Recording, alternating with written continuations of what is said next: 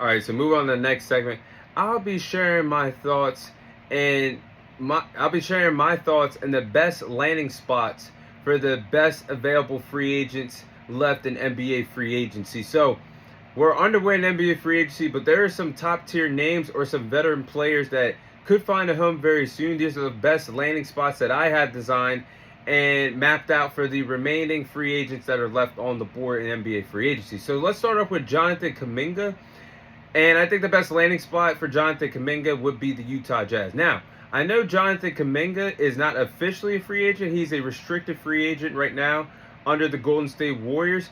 But I don't know if the relationship is going to get better at this point. I think Jonathan Kuminga and the Warriors should move on from each other because Jonathan Kuminga is heading into year 5, and we're not seeing any real growth out of him with this Golden State Warriors franchise because he wants his role to be increased.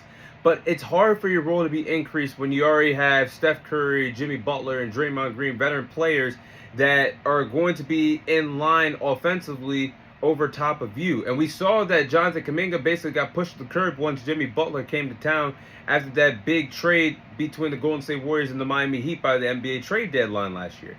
And being with the team for 3 to 4 years, Steve Kerr still doesn't know how to properly use Jonathan Kuminga. I think he has a bright ceiling. I'm not saying he's going to be a superstar, a bona fide superstar talent, but you can see the talent is there. He averaged 15 points per game last year, playing around 23, 24 minutes. And I feel like a team like the Utah Jazz could benefit Jonathan Kuminga, use his services after John Collins was just traded away from the team, a part of that 3-team trade a few days ago. So I think Jonathan Kuminga going there would be great for a Utah Jazz team that is already rebuilding. They're figuring things out. They're going to be a bottom tier team in the Western Conference. But I think this could be a good landing spot for a 22-year-old player in Jonathan Kuminga. And they might have some wiggle room for money-wise to play with after the John Collins trade. So this could be a possible sign and trade move for the Warriors and Jazz in order to make this happen. Might need to involve another team, a third team or fourth team to make this happen. But I don't see why this would be a big idea. I think Jonathan Kuminga needs to move on. And I think the Utah Jazz would be a really good spot for him if they decide to part ways. Now, the next player on my list is going to be Chris Paul. I think Chris Paul should have a reunion with the Los Angeles Clippers. Now, Chris Paul is entering his final NBA season. It looks like next year he's going to have a farewell tour. And he's heading into year 21 of his NBA career. And he wants to go out in style. And he wants to be closer to family. And if he's closer to family, that could be back in LA with the Clippers. Now, he did play a total of 82 games last year with the San Antonio Spurs. Played all 82 games last year. But going back to the Clippers, that is looking to compete in the Western Conference, a veteran team that's looking to still compete in the Western Conference, I think that's a good landing spot for Chris Paul. And if the Clippers decide to get Chris Paul, they would have Chris Paul at point guard. You have James Harden at shooting guard. You could have Derrick Jones Jr. at small forward, Kawhi Leonard at power forward, and Zubac at center. I think that's pretty good. Also, if that does happen, the depth that you have coming off the bench and Chris Dunn with the defensive play that he has and brings to the table, Bogdanovic, I think he could bring a lot to the table coming off the bench. John Collins and Brook Lopez, I think that's a solid squad. Now, age is a factor, but on paper, that does look like a solid squad that could be in the conversation for teams that could, scary teams in the Western Conference, that could scare you come playoff time, can make some noise at times going on runs on a nightly basis. Health does matter. So we'll see with this Clippers team, but I think that's a good ideal spot for Chris Paul to come back to LA with the Clippers in his final NBA season. Next player on the list will be Russell Westbrook, and that would be with the Milwaukee Bucks. Now, I do find it strange that the market for Russell Westbrook is actually cold. And I know he's not that same MVP caliber player. His prime days are behind him, and he's not that same triple-double king. But let's not forget that Russell Westbrook played a very important role with the Denver Nuggets team last year, coming off the bench, giving him a spark offensively when needed. He was a leader, a veteran leader that had his presence felt. His presence was felt with that Denver Nuggets team, and he averaged 13 points per game last year. I know the market, there's not that many places for Russell Westbrook.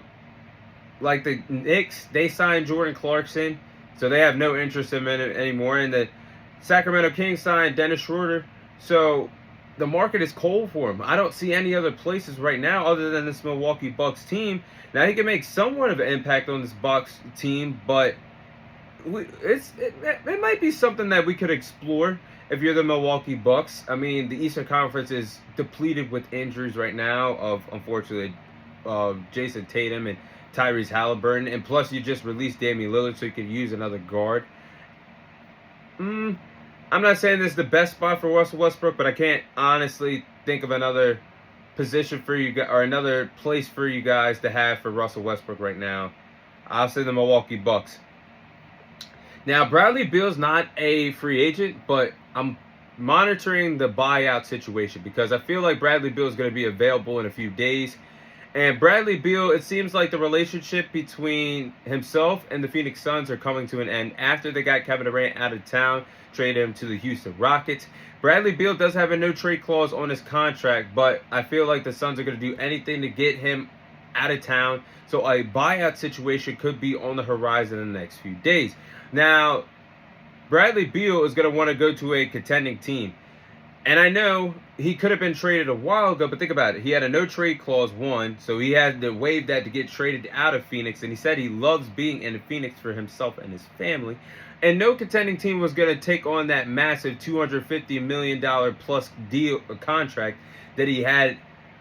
So now I expect when he gets bought out by the Phoenix Suns, a lot of contending teams are going to want the services of Bradley Beal and try to bring him in for a minimum deal. Teams like the Los Angeles Lakers, the Golden State Warriors, the Milwaukee Bucks, the Miami Heat, the Los Angeles Clippers are all going to go after Bradley Beal's services once he is bought out by the Phoenix Suns. And I think the best landing spot for Bradley Beal is honestly the Los Angeles Clippers. After they traded away Norman Powell in a 3-team trade, he would benefit playing beside Kawhi Leonard and James Harden in LA. Another veteran scenario for a veteran Clippers team. Oh, my AirPods, I apologize. For a veteran Clippers team. But I think the best landing spot right now for Bradley Beal would honestly be with the Los Angeles Clippers.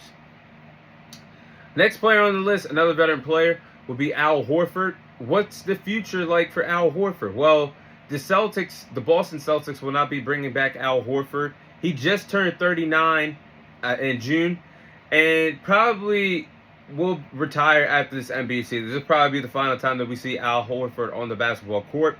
And he's going to be looking to join a contending team to try to win one more championship. The Nuggets, I just said it in the beginning of the episode, the Nuggets, paying attention to that Jonas Valanciunas situation, if he's bought out of his contract and he gets his wish to play overseas, then the Denver Nuggets should try to acquire Al Horford to bring him off the bench to have a big man back up Nikola Jokic in the Western Conference. And I would say the Los Angeles Lakers, but they just acquired DeAndre Ayton, so I take that back. Well, actually, no, never mind. I take that back because Jackson Hayes is going to be the backup, and he is back in LA. So the Denver Nuggets is probably the best situation for Al Horford moving forward. And last but not least, another veteran player on the list, Damian Lillard. Damian Lillard is going to take his time to recover. I would say from that torn Achilles, he's probably going to take his time. And he's going to miss the entire NBA season. But looking at the teams that he can sign with, possibly the Boston Celtics or the Golden State Warriors, that makes the most sense. But Damian Lillard is from Oakland, and I would like to see him play with Steph Curry, Jimmy Butler, Draymond Green. And we all know that he had aspirations to play with Jimmy Butler in South Beach in 2023. So when he's healthy, when he comes back, or he doesn't have to be healthy, to be honest with you guys. He could rehab with a contending team for a little bit in the Golden State Warriors or the Boston Celtics, and running it for the 2026-27 regular season when Tatum and Lillard would be 100% healthy. Can you imagine a trio in the East with Jason Tatum, Jaylen Brown, and Damian Lillard? Plus, Tatum and Lillard have a connection with each other, and he's always shared aspirations of wanting to play with Jason Tatum somehow, some way on the basketball court. So those are my thoughts on which NBA free agents are still left that's out there and the best landing spots for them this NBA free agency.